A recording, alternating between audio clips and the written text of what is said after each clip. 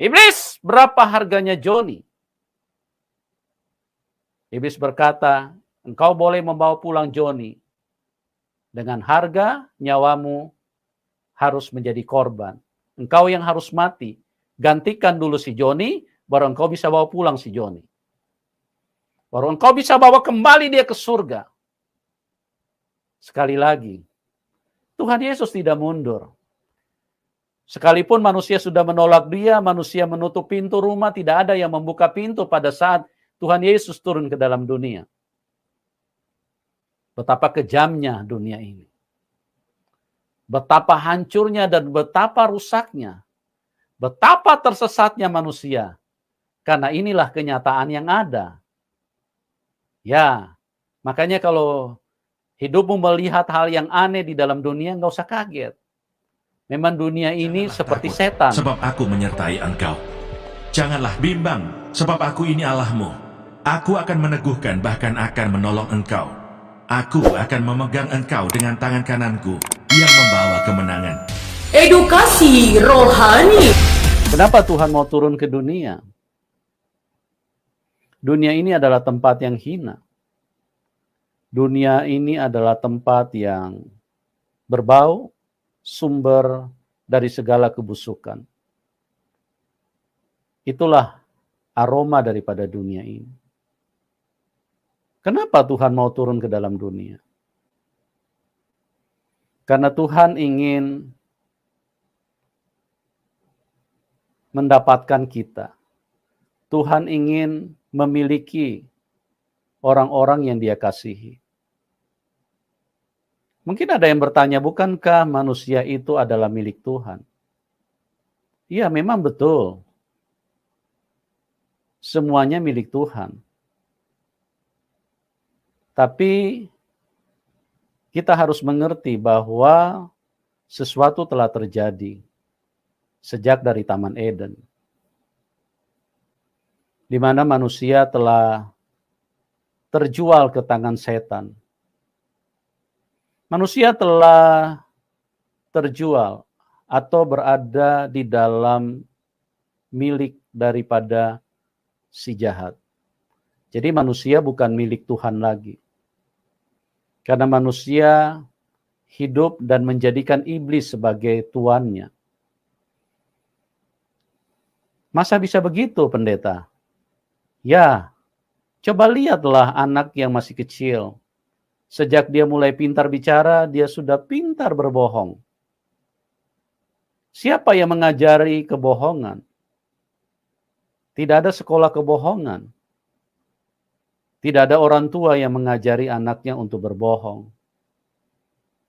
Semua manusia paling tidak suka dibohongi. Tetapi itu tinggal harapan. Itu tinggal keinginan. Tapi pada dasarnya manusia dikuasai si jahat. Manusia adalah milik setan. Karena yang dilakukan manusia semua adalah produk setan. Semua adalah apa yang direncanakan setan. Makanya manusia pandai berbohong sejak dari kecil. Pandai marah-marah, pandai memaki-maki orang. Ya, pandai menghina orang lain. Bahkan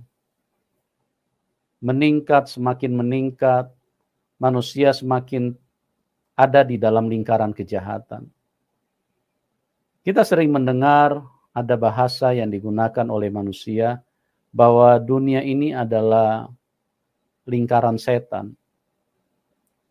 Ya, itulah yang sebenarnya. Jadi kita harus mengerti kenapa Tuhan turun ke dalam dunia. Tuhan ingin memiliki kita. Tuhan ingin membeli kita. Tuhan ingin menebus kita. Karena kita sudah menjadi miliknya iblis.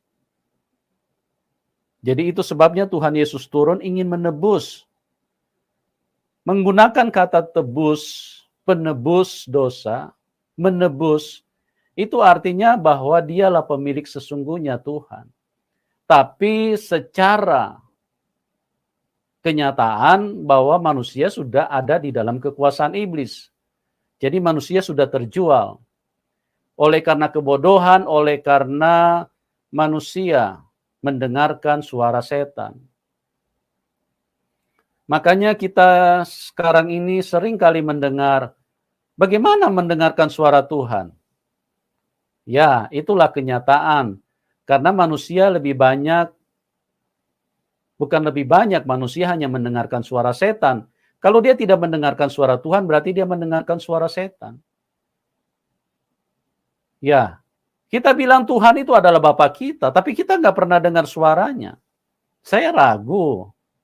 Saya tidak percaya kalau dibilang Anda adalah anak Tuhan kalau Anda tidak pernah dengar suara Bapamu. Masa ada Bapa yang berdiam diri selama dengan anak-anaknya? Masa Bapa seperti kayak orang bisu kalau ketemu anaknya? Kan tidak mungkin. Makanya hidup kita harus diperbaharui. Hidup kita harus dibeli oleh Tuhan. Harus ditebus. Makanya dia disebut penebus dosa. Ditebus karena kita ini milik Tuhan. Tapi sudah jatuh di tangan setan. Makanya di dalam Yohanes 8 ayat 44, Tuhan Yesus dengan tegas mengatakan, iblislah yang menjadi bapamu. Iblislah yang menjadi bapamu.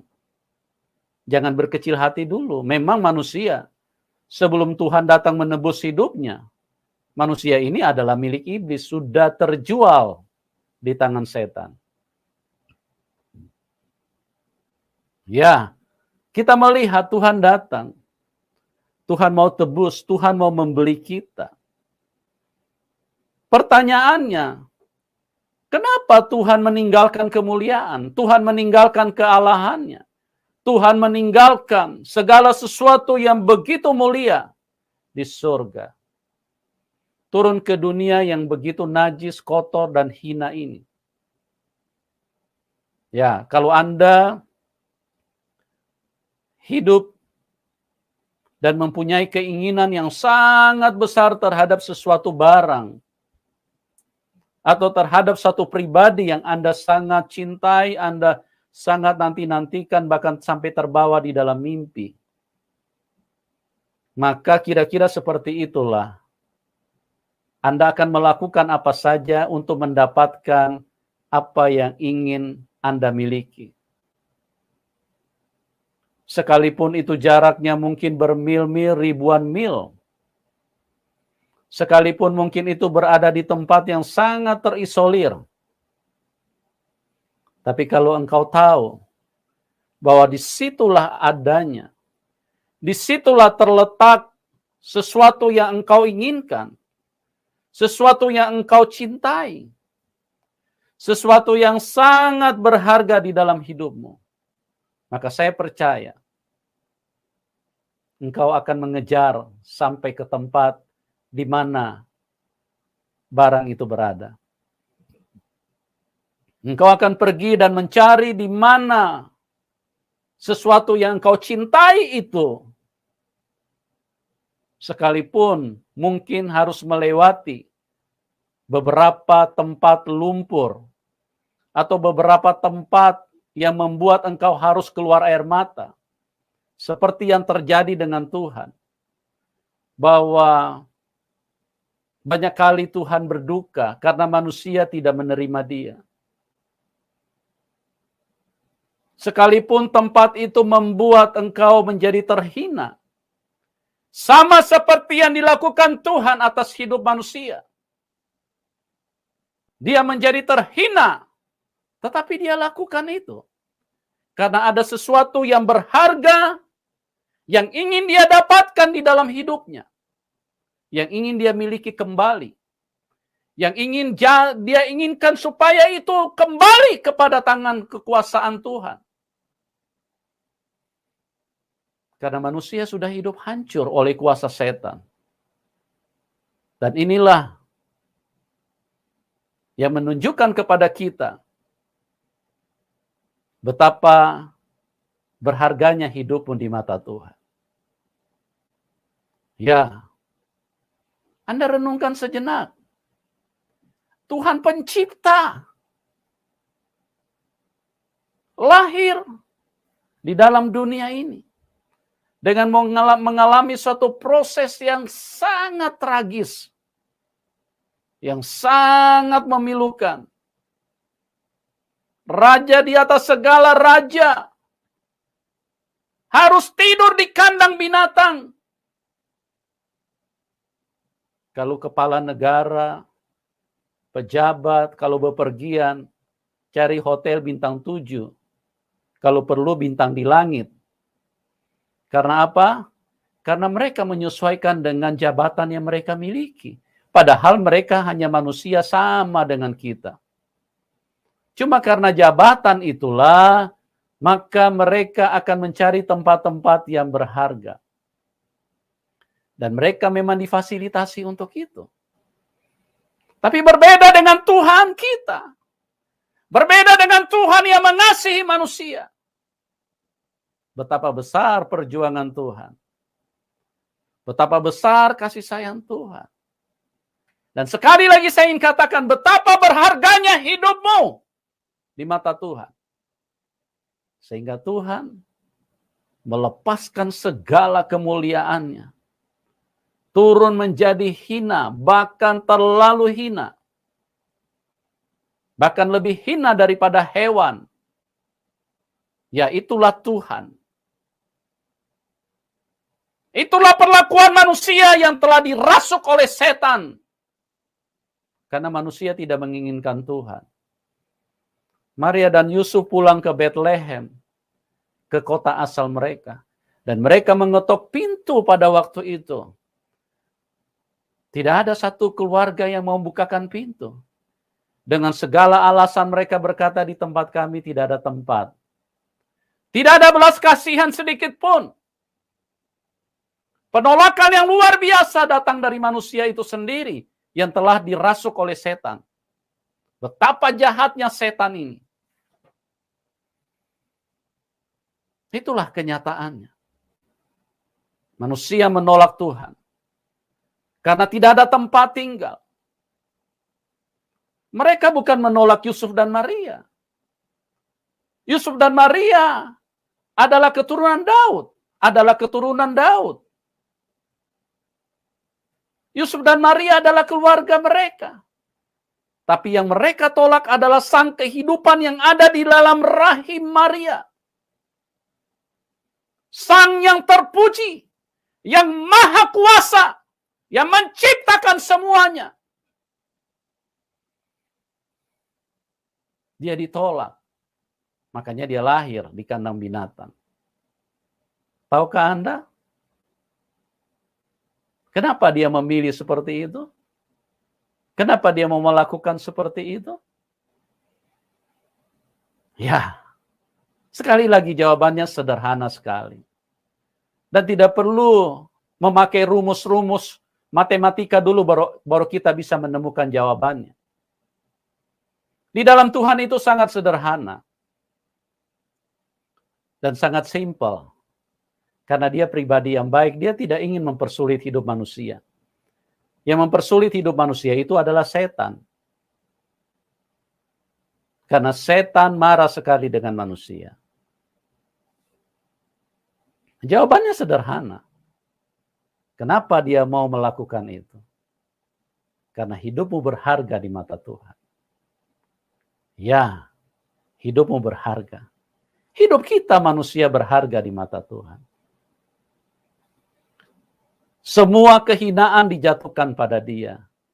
Semua penderitaan dijatuhkan pada dia. Semua penolakan ditimpakan kepada dia.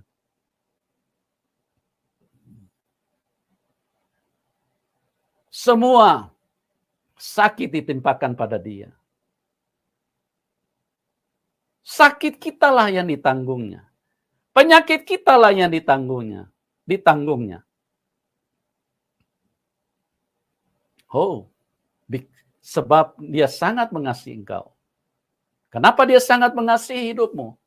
Karena hidupmu sangat berharga di mata Tuhan. Ya, kita melihat di dalam hidup ini, kalau seseorang ingin membeli sesuatu, dia datang dan dia bertanya, berapa harga barang atau sesuatu yang ingin dia beli. Ya, menyangkut transaksi pembelian, ada beberapa hal yang kita bisa pahami di situ. Yang pertama ada keinginan. Ya, Tuhan menginginkan dirimu, Tuhan menginginkan kita, manusia yang dikasihinya. Kalau engkau tidak menginginkan suatu barang, tidak mungkin engkau mengeluarkan uang untuk membayarnya, begitu kan? Pasti ada keinginan. Apalagi keinginan itu begitu menguat. Sehingga engkau tidak bisa tenang kalau tidak ada barang itu. Maka itu akan menjadi prioritas. Ini harus dibeli. Sekalipun gajian 10 bulan gaji, tidak apa-apa. Karena aku ingin sekali dengan barang ini, maka aku akan membelinya. Ya, mengenal transaksi pembelian, kita lihat bahwa ada keinginan. Yang kedua ada kebutuhan. Ya, kebutuhan. Karena kita butuh barang itu. Makanya kita membelinya. Kalau Tuhan tidak membutuhkan kita, tapi Dia mengasihi kita. Karena apa yang kita bisa lakukan sebagai sesuatu yang menolong Tuhan? Kalau butuh kan berarti Dia bisa menolong kita. Tuhan tidak butuh kita, tapi Tuhan mencintai kita. Ini saya lagi cerita tentang proses pembelian. Kita membeli, ada keinginan, ada kebutuhan, dan ada kemampuan. Ya, kalau cuma keinginan tidak ada kemampuan, ya percuma. Keinginan tinggal keinginan.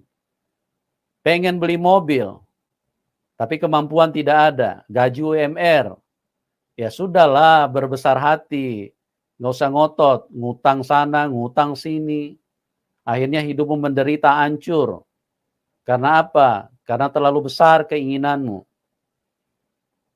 Ya, kita melihat ada kemampuan, makanya ada pembelian. Dan yang berikutnya, kalau menyangkut pembelian, ada harga. Ya, ada harga kan? Makanya segala sesuatu ada harga. Kalau misalnya kita mau beli motor, terus kemudian kita bertanya kepada satu showroom, kemudian showroom itu bilang motor ini harganya 10M. Pasti saudara akan pulang, mungkin marah-marah sedikit, dan mungkin Anda akan menganggap ini penjual ini penjaga toko ini jangan-jangan tidak normal ini. Jangan-jangan dia OGDJ, orang dalam gangguan jiwa. Mana ada motor harga 10M? Ya, kita pasti tidak akan cocok. Kita mau membeli barang, kita akan lihat harganya. Biar saya tidak tanya amin, pasti saudara bilang amin. Ya, kalau kita mau beli rumah, kita sesuaikan. Harganya cocok enggak?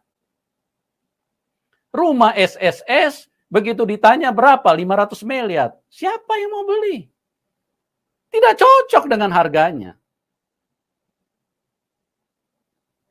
Kita harus sesuaikan dengan harganya. Menarik sekali dengan proses pembelian terhadap manusia. Waktu Tuhan turun ke dalam dunia, kita ini sudah ada, sekali lagi saya ulangi, manusia ada di dalam kekuasaan setan. Manusia sudah menjadi miliknya setan. Dan Tuhan ingin membelinya dari tangan setan. Tuhan ingin menebus dari tangan setan. Tuhan ingin membayar hidupmu supaya engkau menjadi kembali miliknya Tuhan. Waktu Tuhan bertanya, berapa harga manusia? Berapa harga manusia? Berapa harga dirimu? Berapa harga diriku? Tentu sang pemilik adalah iblis yang dikatakan di dalam Yohanes 8 ayat 44, iblis adalah bapamu, iblislah yang menjadi bapamu. Makanya sang pemilik membuka suara dengan harga yang begitu mengagetkan. Iblis berkata, ini boleh kembali ke tanganmu, tapi engkau harganya adalah nyawamu sendiri. Engkau harus bayar dengan nyawamu. Tuhan tidak mundur. Tuhan tidak pulang ke surga. Mahal sekali harganya ini. Masa untuk seorang manusia harus dibayar dengan nyawa? Mata ganti mata, gigi ganti gigi, nyawa ganti nyawa. Itulah konsep kehidupan dunia yang jahat ini. Tapi kalau konsep Tuhan, pengampunan dilepaskan.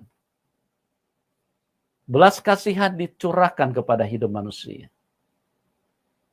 Ya, Tuhan bertanya berapa harganya, katakanlah namamu Joni. Iblis, berapa harganya Joni? Iblis berkata, engkau boleh membawa pulang Joni. Dengan harga nyawamu harus menjadi korban. Engkau yang harus mati.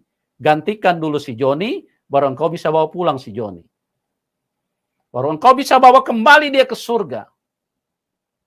Sekali lagi, Tuhan Yesus tidak mundur. Sekalipun manusia sudah menolak dia, manusia menutup pintu rumah, tidak ada yang membuka pintu pada saat Tuhan Yesus turun ke dalam dunia. Betapa kejamnya dunia ini. Betapa hancurnya dan betapa rusaknya. Betapa tersesatnya manusia. Karena inilah kenyataan yang ada. Ya, makanya kalau hidupmu melihat hal yang aneh di dalam dunia, nggak usah kaget. Memang dunia ini seperti setan. Ya, dunia ini memang penguasanya adalah setan.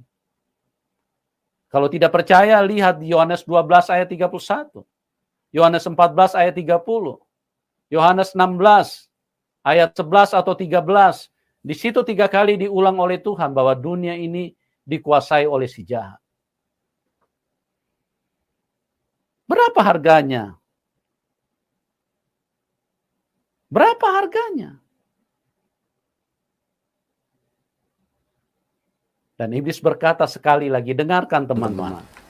Iblis berkata, engkau bisa membawa si A, B, C, D kembali ke surga, tapi dengan harga nyawamu sebagai tebusan menjadi manusia-manusia yang engkau cintai. Ya, kenapa Tuhan mau lakukan itu? Kenapa Tuhan mau bayar itu? Engkau ditebus, engkau dibeli dengan darah yang mahal. Bukan dengan emas perak. Bukan dengan uang. Uang itu tidak ada harganya. Karena iblis itu sangat menginginkan nyawa manusia. Dia haus darah. Manusia harus ditumpahkan darahnya supaya manusia semua mati. Makanya kalau ada ajaran yang mengatakan bahwa darahmu halal, saya sangat tidak yakin bahwa Anda sedang dibawa kepada Tuhan. Perhatikan baik-baik bahwa Tuhan itu adalah kasih sayang.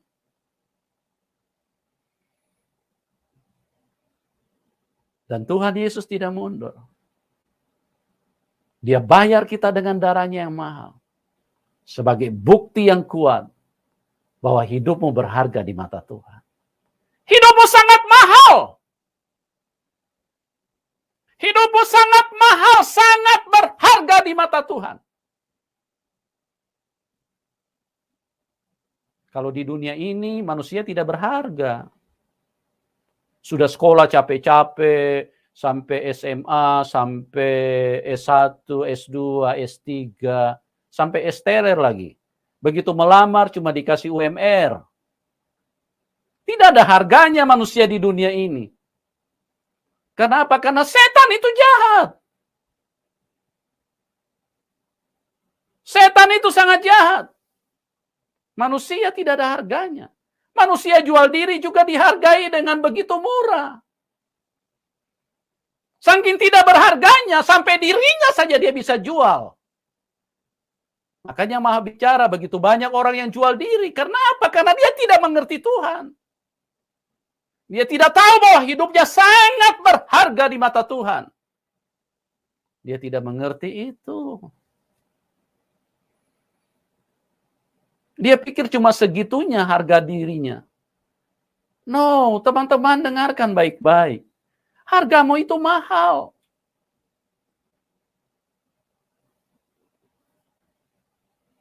Kalau engkau ingin membeli sebuah rumah, katakanlah dirimu seorang konglomerat.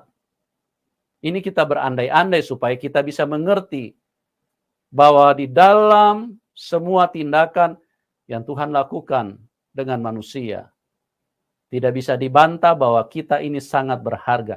Tak ternilai, sangat mahal.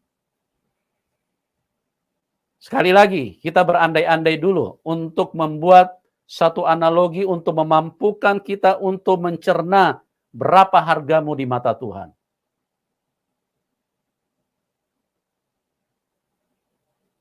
Mungkin engkau bertanya kepada sebuah rumah atau sebuah properti yang engkau ingin miliki. Dan properti ini katakanlah begitu mahal. Engkau bertanya kepada satu developer, berapa harga rumah ini?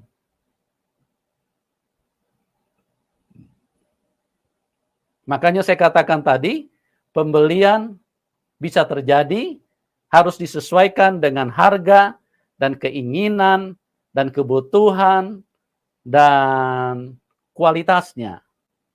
Ya, kalau kualitasnya hanya kualitas motor, Anda buka harga MM-an, maka Anda akan diketawain. Bahkan mungkin akan dipanggil dokter untuk cek Anda punya kesehatan. Kalau misalnya Anda seorang penjual motor. Tapi kalau harganya masuk, harganya rasional, maka orang akan membeli. Bahkan bukan hanya membeli, laku. Kayak kacang goreng. Ya, akan laris manis karena harganya sesuai dengan barangnya. Tapi kalau tidak sesuai, tidak ada yang mau beli. Ya. Belum tentu 10 tahun Anda jual, belum tentu ada satu yang mau beli. Karena tidak sesuai dengan harganya. Anda seorang kaya, Anda seorang konglomerat. Kemudian datang bertanya, berapa ini rumah harganya? Terus yang punya rumah bertanya, yang punya rumah menjawab, Anda boleh bawa, Anda boleh miliki rumah ini dengan satu syarat, dibayar dengan nyawamu.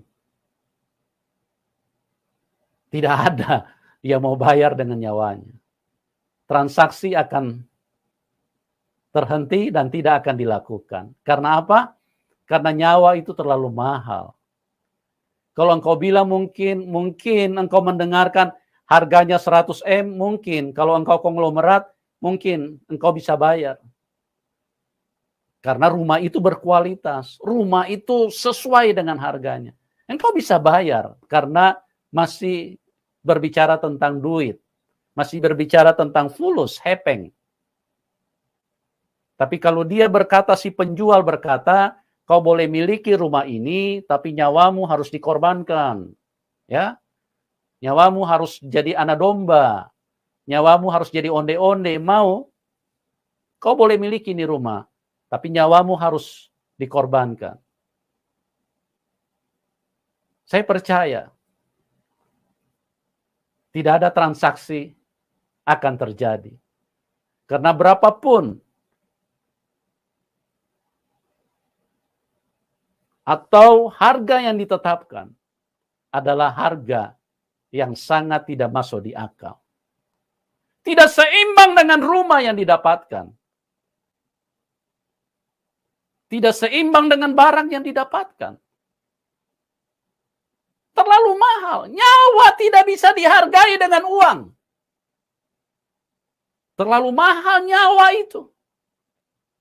Tapi waktu Tuhan dengar iblis berkata, ini manusia-manusia ini, mungkin namamu Joko, si Joko ini harganya nyawamu dikorbankan. Katakanlah siapa namamu. Tuhan ingin membeli engkau dari tangan setan.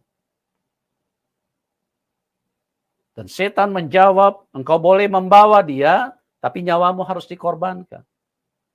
Perhatikan baik-baik, dengarkan baik-baik.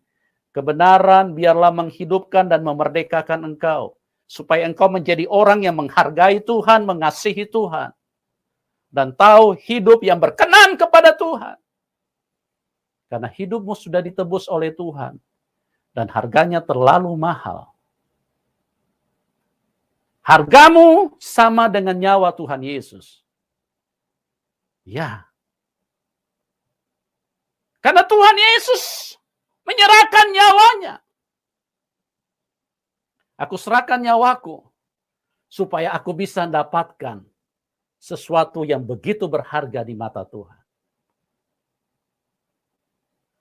Engkau tidak ternilai di mata Tuhan. Engkau sangat mahal. Engkau sangat berharga di mata Tuhan. Jadilah pribadi yang mengasihi Tuhan. Jadilah pribadi yang mencintai Tuhan.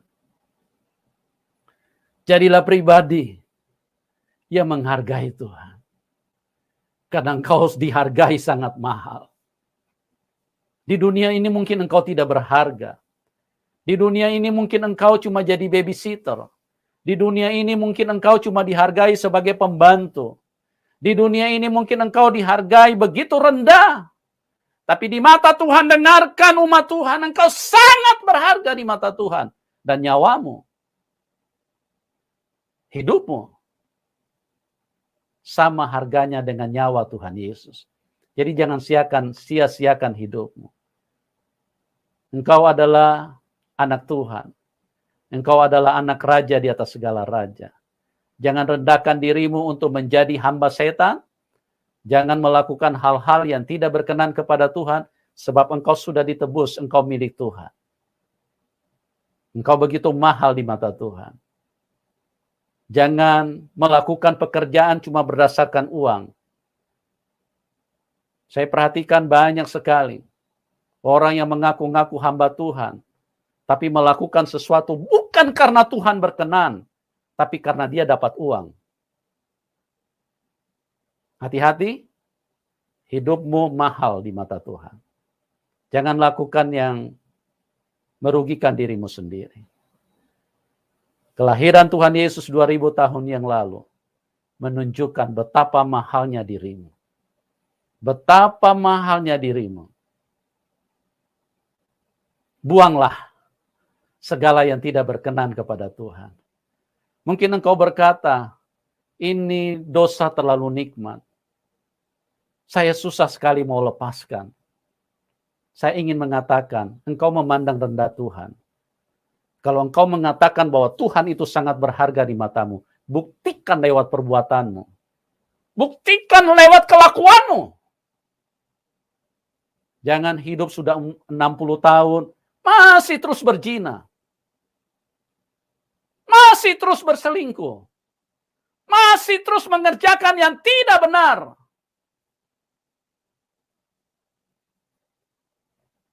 Sudah hidup 70 tahun. Menyembah saja malas.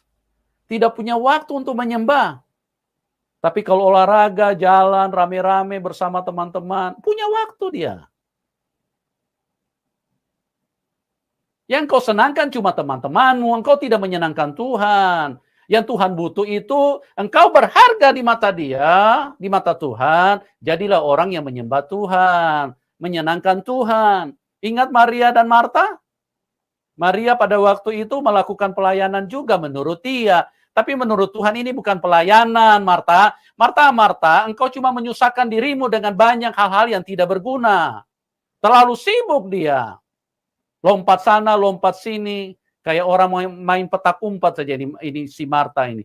Habis itu dia protes Tuhan, dia komplain Tuhan. Tuhan, engkau membiarkan diriku kerja sendiri. Sementara Maria cuma duduk menyembah, cuma duduk di kaki Tuhan.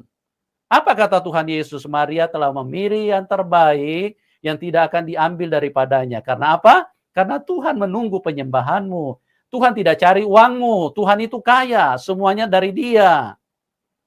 Tuhan inginkan penyembahanmu, teman-teman. Sudahkah engkau menyembah? Itulah keintiman dengan Tuhan. Dan Tuhan panggil kita adalah mempelai wanita. Gereja itu adalah mempelai wanita. Dan dia adalah kekasih kita. Hiduplah di dalam keintiman bersama dengan Tuhan. Dan jadilah penyembah-penyembah yang menyukakan hati Tuhan. Apabila engkau menyembah dia, engkau akan menjadi satu roh dengan dia. Tapi kalau engkau bersetubuh dengan wanita, engkau akan menjadi satu tubuh dengan wanita. Yang Tuhan tunggu adalah penyembahanmu. Tuhan tidak menunggu rumahmu. Sekalipun engkau tidak punya rumah, dengarkan, engkau sangat berharga di mata Tuhan. Tuhan berkata, di rumah Bapakku banyak tempat tinggal. Jangan gelisah hatimu. Di sini mungkin cuma kos-kosan, tidak apa-apa. Yang Tuhan cari itu penyembahanmu. Tuhan bukan cari kalau kau di istana, maka aku rajin datang sama kamu. Tidak. Sekalipun di kos-kosan, Tuhan senang apabila engkau selalu menyambut Tuhan di dalam penyembahanmu. Ya. Sudah bicara sampai begini masih belum jelas? Ya, Anda berurusan dengan Tuhan saja. Bangunlah satu perilaku, suatu kehidupan yang memang menunjukkan bahwa Tuhan itu berharga. Ada lagi satu perempuan yang dia memecahkan buli-buli pualam. Yang kalau dijual harganya 300 dinar. Mahal sekali. 1 dinar upah itu upah sehari loh teman-teman. Ya, kalau 300 dinar berarti upah 300 hari. Anda bayangkan, kalau dia kerja di Amerika, 1 hari berapa dolar dia dibayar? Bisa sampai 100, bahkan bisa sampai 1000. Ya, kita pakai standar yang agak bagusan sedikit, karena kerajaan surga itu sangat mahal. Tapi dia murah hati, makanya dia mau memberi kepada kita manusia-manusia ini. Buka pikiranmu. Tuhan mau memberikan kita. Katakanlah 100 dolar 1 hari. Kalau 300 hari berapa? 30.000 dolar.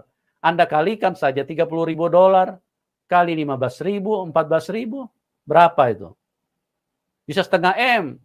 Itu wanita yang perempuan yang merasa dirinya berdosa, dia pecahkan itu puli-puli bualam seharga 500 M. Seharga setengah M. Cuma untuk minyaki kaki Tuhan. Karena Tuhan sangat berharga. Dia menunggu penyembahan. Apa bicara diminyaki? Dia sedang menyembah Tuhan. Dia minyaki kaki Tuhan dari kepala, dia minyaki Tuhan. Dia menyatakan bahwa engkau sangat berharga.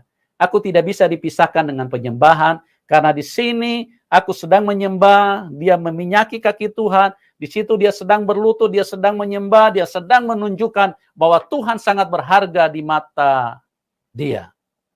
Bagaimana dengan hidupmu, teman?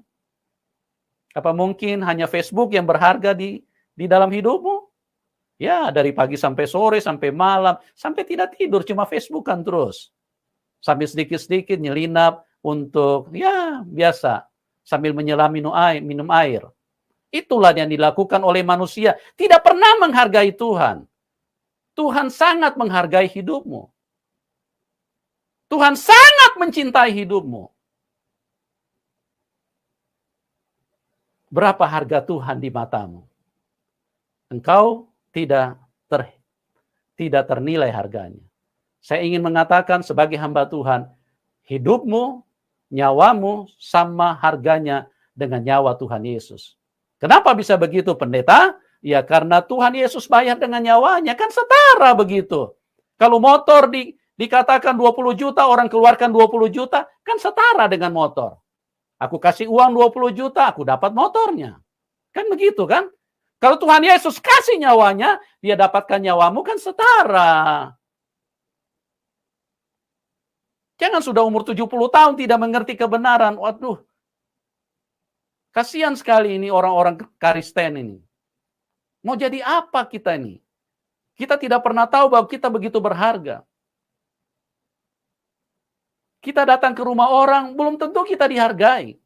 Ketok sudah 15 menit, belum tentu dibukakan pintu. Apalagi kalau engkau lagi membutuhkan orang itu. Dengarkan, Tuhan sangat menghargai dirimu. Datanglah kepada Tuhan. Carilah Tuhan dan hargailah Tuhan. Perlakukan dia dengan posisi sebagai Tuhan. Jangan perlakukan dia seperti engkau memperlakukan dia seperti yang diperlakukan oleh bangsa Israel. Engkau menutup pintumu, engkau tidak buka pintumu. Kalau cuma kegiatan-kegiatan manusiawi, engkau buka pintu lebar-lebar. Kalau WA-an, dari pagi sampai malam tidak lepas-lepas dari handphone. Engkau punya waktu yang banyak untuk WA. Tapi kalau menyembah Tuhan, ya nanti saja. Nanti kalau sudah mau tidur baru berdoa. Itu pun aminnya besok pagi. Inilah kelakuannya manusia ini, orang Kristen. Tapi nanti begitu mati, mau cepat-cepat mau berharap masuk surga. Keterlaluan hidupmu. Berapa besar engkau menghargai dia? Dia sudah membayar engkau. Dan hargamu terlalu mahal. Karena engkau terlalu berharga di mata Tuhan. Tuhan Yesus datang ke dalam dunia. Dia lahir di tengah-tengah dunia ini. Yang ingin dia buktikan kepada kita, engkau sangat berharga di mata Tuhan. Tuhan Yesus memberkati kita semua. Mari kita siapkan hati kita. Kita angkat tangan kita. Kita sembah dia dengan sungguh-sungguh. Jalanmu tak terselami.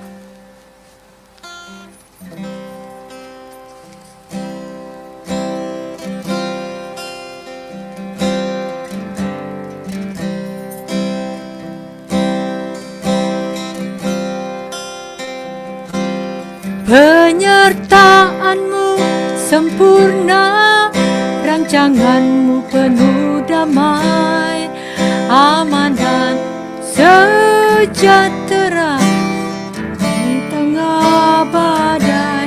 Ingin ku selalu bersama, rasakan keindahan arti kehadiranmu Tuhan.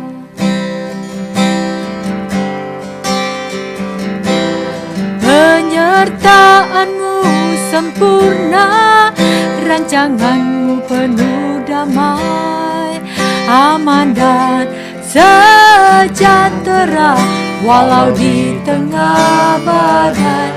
Ingin ku selalu bersama, rasakan keindahan arti kehadiranmu Tuhan. Katakan penyertaanmu. Penyertaanmu sempurna, rancanganmu penuh damai, aman dan sejahtera walau di tengah badai.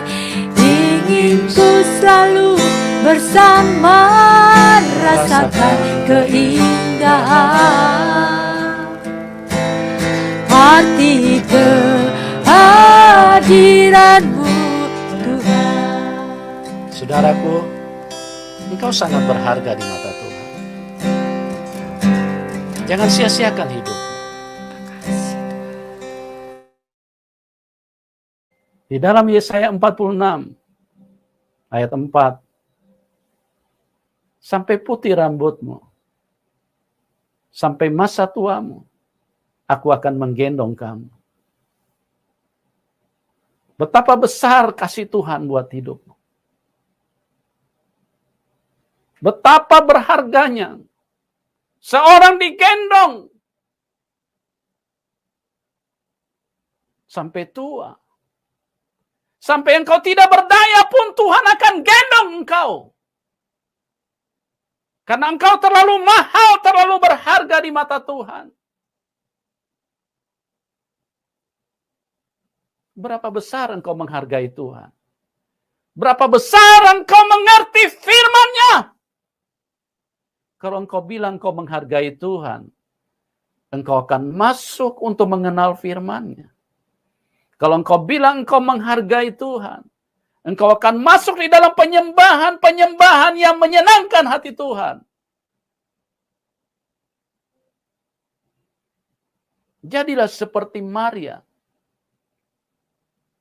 Bukan seperti Marta yang sibuk dengan hal-hal yang tidak dibutuhkan oleh Tuhan. Marta, Marta, engkau menyusahkan dirimu dengan banyak hal. Itu kan yang terjadi dengan manusia. Ada orang berkata, Marta itu juga melayani Tuhan. Tidak, dia cuma sibuk melayani dirinya sendiri. Dia menganggap itu pekerjaan Tuhan. Yang Tuhan butuhkan itu penyembahanmu. Keintimanmu dan Tuhan. Barang siapa menyembah Dia akan menjadi satu roh dengan Tuhan. Barang siapa bersetubuh dengan wanita, dia akan menjadi satu daging. Ya, Marta cuma sibuk dengan manusia. Dia melayani ke sana, lompat ke kiri, lompat ke kanan, maju ke depan, mundur ke belakang. Sehingga Tuhan berkata, Marta, Marta, engkau cuma sibuk dengan hal-hal yang tidak berguna. Maria telah memilih yang terbaik, yang tidak akan diambil daripadanya. Tuhan Yesus menunjukkan, dan dia berkata, rumahku adalah rumah doa. Betapa Tuhan merindukan ada penyembahan. Kalau saat engkau menyembah Tuhan, berarti Tuhan begitu berharga di matamu. Ya, engkau memperlakukan Dia sebagai Tuhan. Engkau memperlakukan Dia sebagai Tuhan. Jangan perlakukan Dia sebagai hambamu. Engkau perintah-perintah Tuhan sesuai dengan kemauanmu. Itu engkau yang jadi Tuhan. Engkau yang jadi Tuhan. Tuhan engkau jadikan hamba. Jadikanlah Tuhan itu berharga. Karena engkau sangat mahal di mata Tuhan. Roma pasal 15. Orang yang lemah dan orang yang kuat. Kita yang kuat wajib menanggung kelemahan orang yang tidak kuat, dan jangan kita mencari kesenangan kita sendiri. Setiap orang di antara kita harus mencari kesenangan sesama kita demi kebaikannya untuk membangunnya. Karena Kristus juga tidak mencari kesenangannya sendiri, tetapi seperti ada tertulis, kata-kata cercaan mereka yang mencerca engkau telah mengenai aku. Sebab segala sesuatu yang ditulis dahulu telah ditulis untuk menjadi pelajaran bagi kita, supaya kita teguh berpegang pada pengharapan oleh ketekunan dan penghiburan dari kitab suci. Semoga Allah, yang adalah sumber ketekunan dan penghiburan, mengaruniakan kerukunan kepada kamu, sesuai dengan kehendak Kristus Yesus. Sehingga dengan satu hati dan satu suara kamu memuliakan Allah dan Bapa Tuhan kita, Yesus Kristus. Sebab itu terimalah satu akan yang lain, sama seperti Kristus juga telah menerima kita untuk kemuliaan Allah. Yang aku maksudkan ialah bahwa oleh karena kebenaran Allah, Kristus telah menjadi pelayan orang-orang bersunat untuk mengokohkan janji yang telah diberikannya kepada nenek moyang kita, dan untuk memungkinkan bangsa-bangsa supaya mereka memuliakan Allah karena rahmat-Nya, seperti ada tertulis. Sebab itu aku akan memuliakan engkau di antara bangsa-bangsa, dan menyanyikan mazmur bagi namamu. Dan selanjutnya, bersukacitalah hai bangsa-bangsa dengan umat-Nya. Dan lagi, pujilah Tuhan, hai kamu semua bangsa-bangsa, dan biarlah segala suku bangsa memuji Dia. Dan selanjutnya kata Yesaya, taruk dari pangkal Isai akan terbit, dan Ia akan bangkit untuk memerintah bangsa-bangsa, dan kepadanya lah bangsa-bangsa akan menaruh harapan. Semoga Allah sumber pengharapan memenuhi kamu dengan segala sukacita dan damai sejahtera dalam iman kamu, supaya oleh kekuatan Roh Kudus kamu berlimpah-limpah dalam pengharapan. Paulus menjelaskan dasar-dasar tulisannya.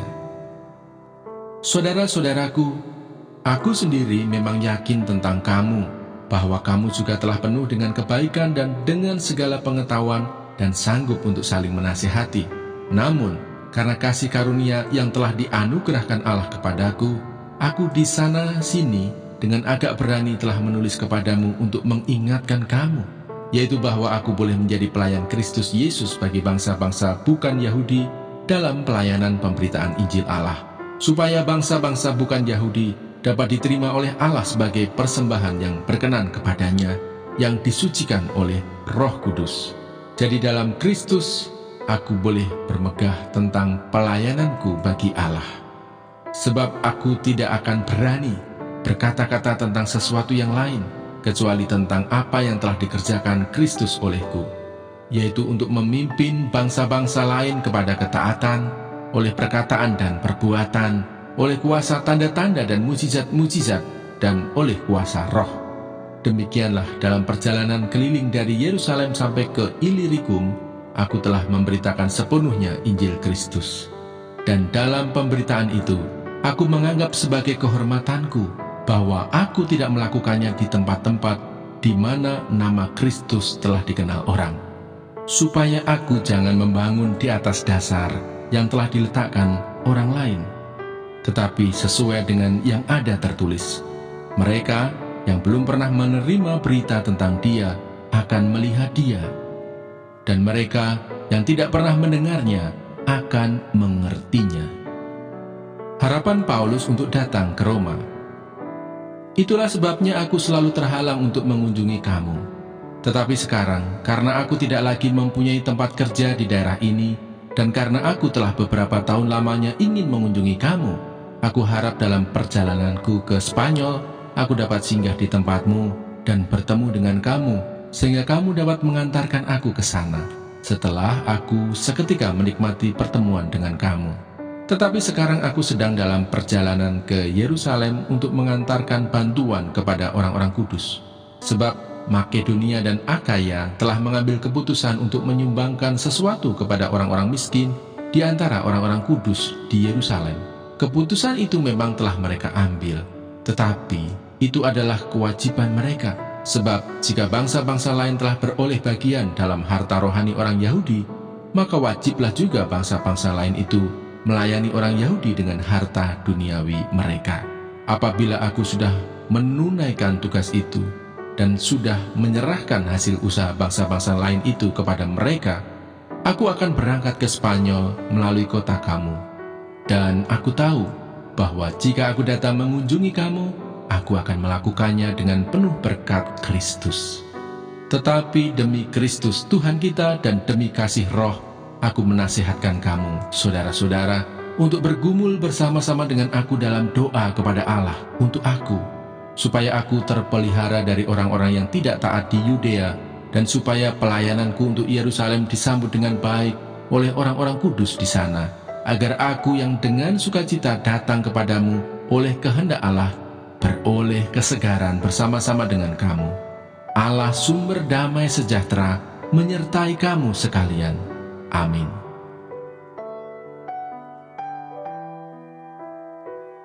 Roma pasal 16. Salam. Aku meminta perhatianmu terhadap Febe, saudari kita yang melayani jemaat di Kenkrea. Aku meminta perhatianmu terhadap Febe, saudari kita yang melayani jemaat di Kenkrea, supaya kamu menyambut dia dalam Tuhan, sebagaimana seharusnya bagi orang-orang kudus, dan berikanlah kepadanya bantuan bila diperlukannya, sebab ia sendiri telah memberikan bantuan kepada banyak orang, juga kepadaku sendiri. Sampaikan salamku kepada Priscilla dan Aquila, teman-teman sekerjaku dalam Kristus Yesus. Mereka telah mempertaruhkan nyawanya untuk hidupku. Kepada mereka, bukan aku saja yang berterima kasih, tetapi juga semua jemaat bukan Yahudi. Salam juga kepada jemaat di rumah mereka.